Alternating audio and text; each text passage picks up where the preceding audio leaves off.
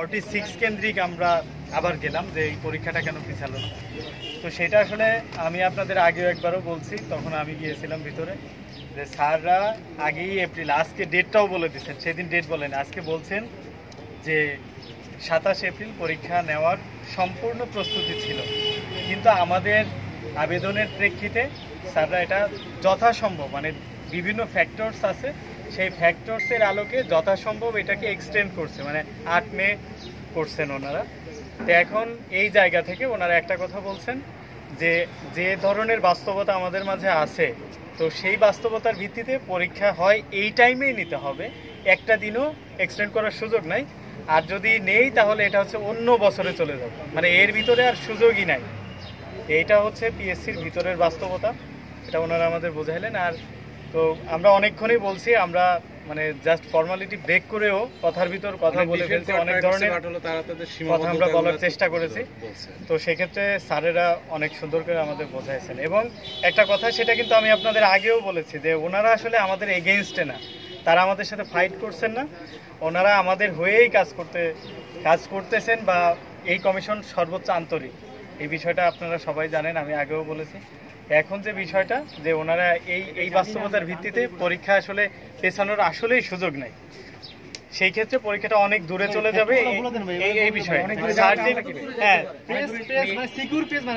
Maximum বিজ্ঞ সদস্য বলেছেন যে এটা 1 বছরের মতো হয়ে যেতে পারে, অ্যাটলিস্ট 25 এটা সম্ভব না, এটা ওনারা বলেছেন কয়েকজন সদস্য স্যার।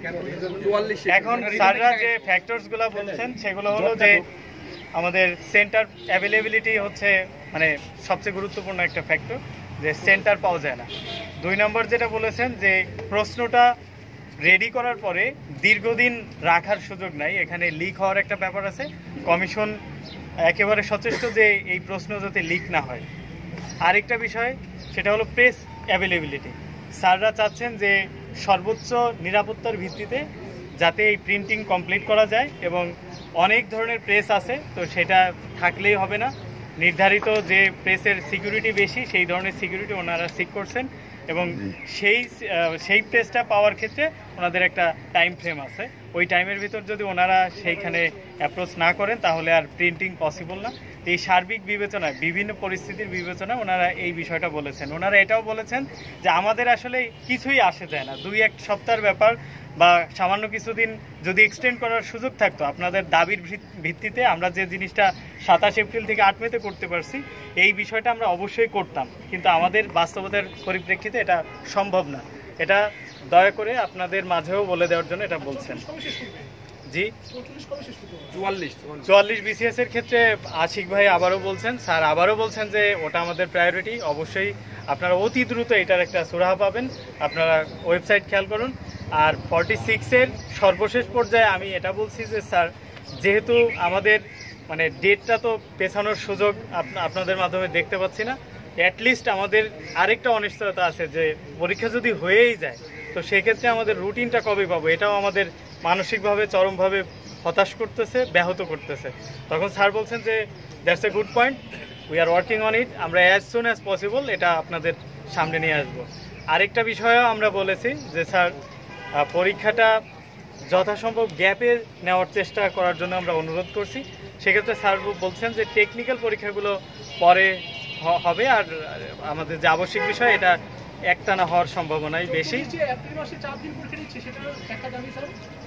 সেটা আসলে আগের যে প্রতিনিধি ওনারা গেছেন আশিস ভালো বলতে পারবেন। এখন যেটা হলো সেটা আরেকটা বিষয় হচ্ছে আমার শেষ কথা, সেটা হলো আমরা সর্বশেষ অনুরোধ করছি যে স্যার আমরা এটা খুব বেশি করে চাই যে পিএসসির ভিতরেই খাতা দেখা হোক, অথবা পিএসসির নির্ধারিত কোনো জায়গায় খাতা যখন বাইরে চলে যায় পরীক্ষকদের গড়িমসির কারণে এই প্রক্রিয়াটা অনেক বেশি দীর্ঘায়িত হয়, এবং বিসিএস এর সবচেয়ে বড় সময় যেটা মানে যে সময়টা চলে যায় সেটা হচ্ছে এই লিখিত পরীক্ষার খাতা দেখার ক্ষেত্রে। তো এই ক্ষেত্রে তখন স্যাররা মানে একেবারে হাসি দিয়ে আমাদের একটা রিপ্লাই দিয়েছেন যে আসলে আমরা এটা নিয়ে আপনারা বলার আগে আমরা কাজ করতেছি, এবং এটা আপনারা অতি দ্রুতই এটার একটা পজিটিভ রেজাল্ট পাবেন। Thank you. আপনার নামটা কি?